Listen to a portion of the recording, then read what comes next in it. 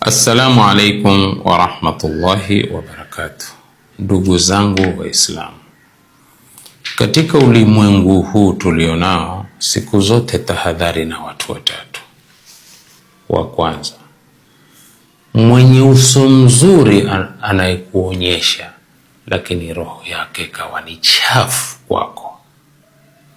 Wa pili, mwenye maneno mazuri ya kuvutia lakini vitendo vyake vichafu.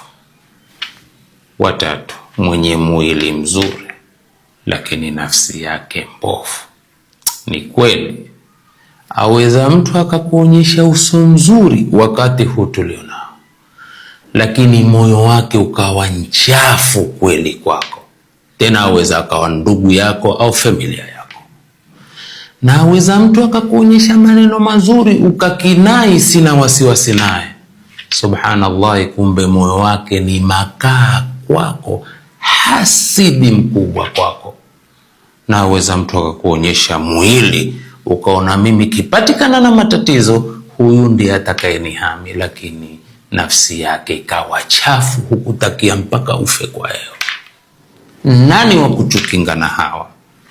Ni Allah tabaraka wa taala, mwenye nguvu kushinda nguvu zao.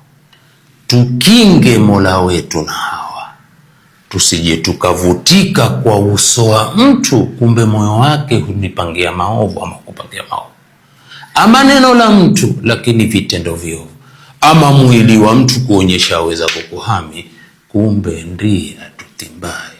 Hawa ni wabaya sana katika jamii na ndivyo mahasidi wakubwa wa kuharibu mujtamaa. Tulinde kwa ulinzi wako ya rabbal alamin. Wassalamu alaikum wa rahmatullahi wa barakatuh.